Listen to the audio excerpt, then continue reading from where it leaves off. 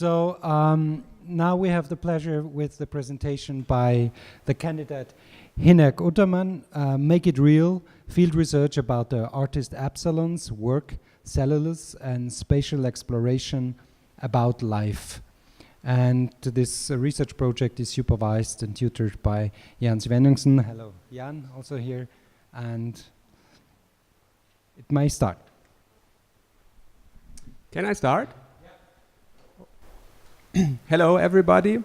I welcome you from the inside of space compartment 1-2.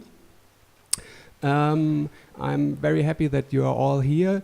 And what you see is a hybrid. It's a hybrid for my PhD proposal. And it's a research tool. It's a research subject. It's part of my spatial and artificial practice, and it's as well an environment for me to meet guests and people. First of all, I would tell you something about my research proposal. And that began with a fascination for the artist Absalon. I saw an exhibition in Kunstwerke in 2010, which affected me pretty much. And Absalon was an artist. He was born in Israel and then moved to France and lived in Paris. And he passed away in 1993 already in very early years, or he was just 28 years old at that time. And Absalon made, as his most famous work, a series of 6 dwellings. These 6 dwellings were just 4 to 8 square meters in size, and they should be used as his dwellings where he would like to live in. Just to give you an image, I just show you a picture from a book. I don't know how good the quality is, but just to get an impression of his dwellings. So here you see the dwelling. This is for Tel Aviv. This one is for New York. The one over here is for Frankfurt. And this is for Tokyo. There are 2 missing. It's the one for Zurich and the one for Paris. And I can show you that when you are my guest inside this cabin. So Absalon actually were making these cells for his daily routines, for his artificial practice, and based on his body measurements. So there was a deep connection between his life and the environment he created. And that's the goal he made, what makes me interested in his work.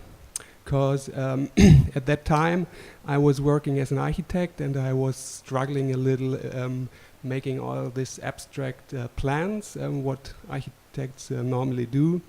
And the house which you plan is going to life just afterwards when the work is done.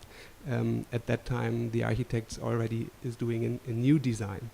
And what I'm interested in is the relation between a shape of an environment and the relation to the body. How does it affect our movements, our daily routines and stuff?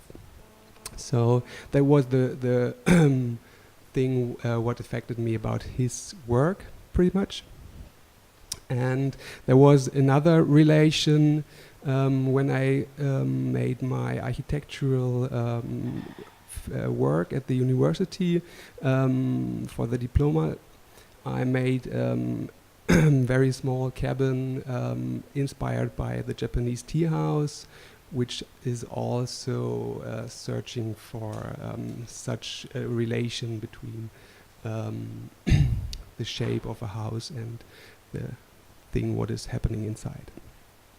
So that's where my interest come from. So I'm an architect, and I'm also a craftsman. I made an education as a bricklayer, and so during the last 2.5 days, I constructed this space compartment, and it's actually a copy of a space compartment which I made in Berlin inside my studio. And there I already had like 24 guests, and so I took the solution to make a new one over here with a new setting. And I'm somehow also inspired by it, because it's and it's just during 2.5 days I could make such a small and tiny cabin which is hosting me somehow now, and I'm still a little tired and yeah and wondering that I'm now sitting inside here. So but besides that, I'm going to have a lecture, and with that I'm going to, to go on now right now.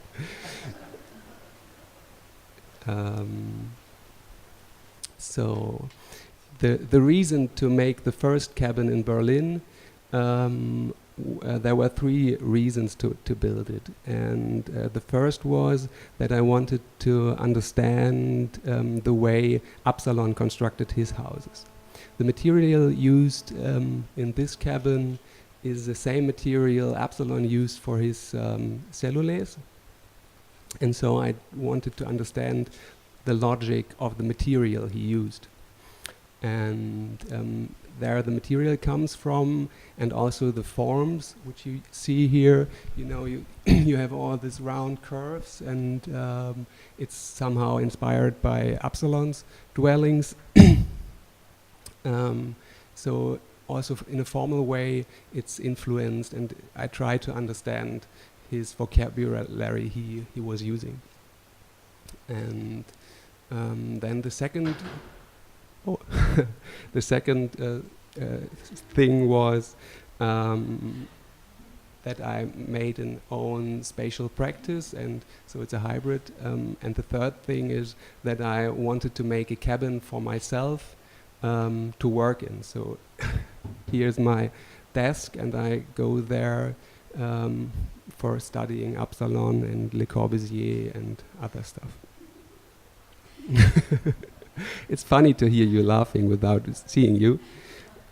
And so there's 3 parts of the inside the house. The first one is here. It's a working desk, and you can sit here and study. Then there's this middle part where it's the only place where you can stand on, and I can go here back and forth, wandering or thinking, or just coming down the ladder. And then there's the third slice, which is the part where I'm sitting, and there is a second chair on on the face-to-face situation, and there I'm inviting guests to talk to me about the space. And it's very interesting because in such a small space everybody has to talk, everybody has inspirations, and it's a very intimate situation, and you directly come to a relation to the person, and the person to the spatial situation as well. So also there I'm inviting you to come to visit me inside the cabin, and there's a small number you can see on near the staircase, and you can take a number and wait for instruction. And so all of you are invited to join me and be my guest inside the cabin. So that's from the inside lecture.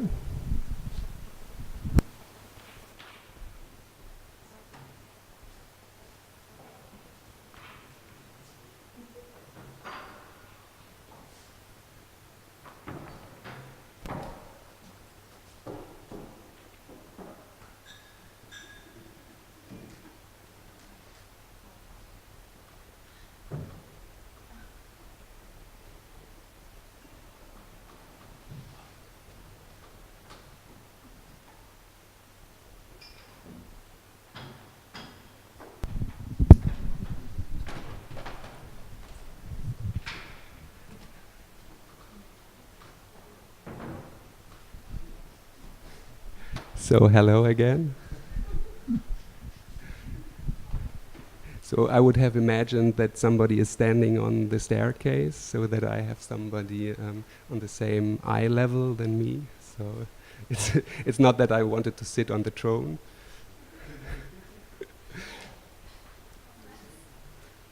It's really a different perspective from here.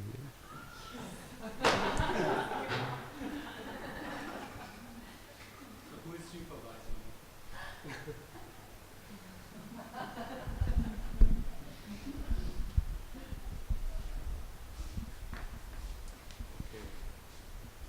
So yeah, my lecture, that was mostly the things I wanted to tell to you, just a short overview about my work, about where I'm standing right now.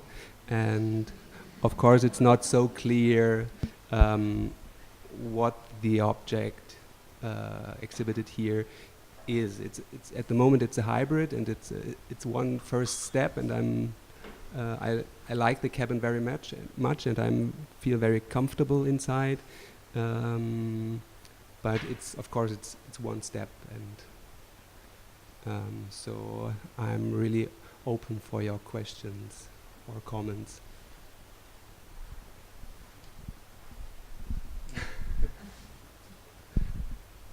Yes. You tell me what it is. Okay. Say I get instructions.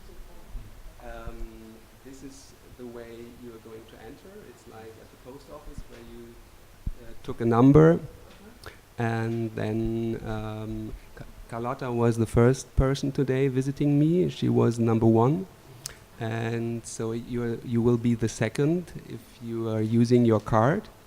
And before using it, of course, I will tell you how to take the ladder and how to go down, because it's not so secure here.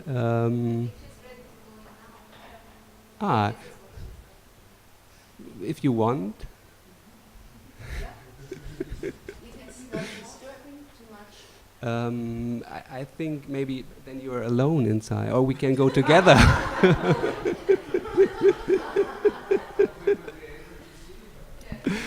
True. So you're more interested in seeing me sitting downstairs than upstairs. No, it's fine. No? Okay. Ferdinand was originally having number 3, but he doesn't. Okay.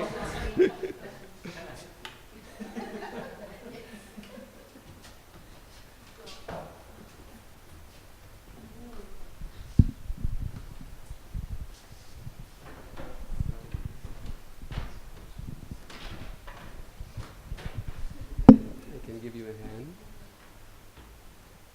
So there you need to be really careful. Don't touch here, because that is very flexible. You can take one hand over there.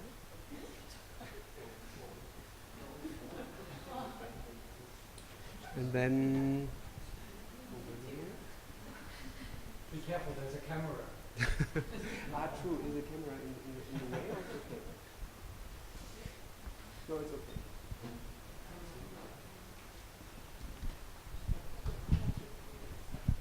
How many rooms does it have? 5. So we need to do this plug and play.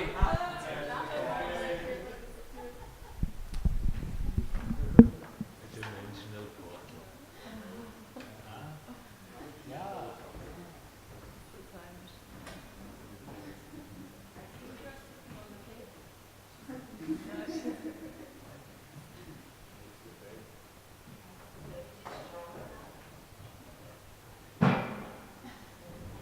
Sit on the chair.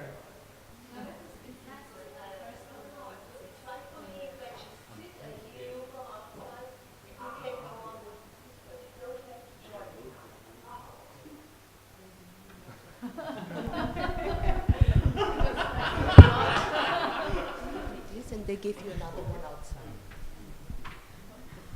But can I sit on that also? That's not okay. Wait, don't sit here. here. It's better. So you want It's okay. You can see her? Yes.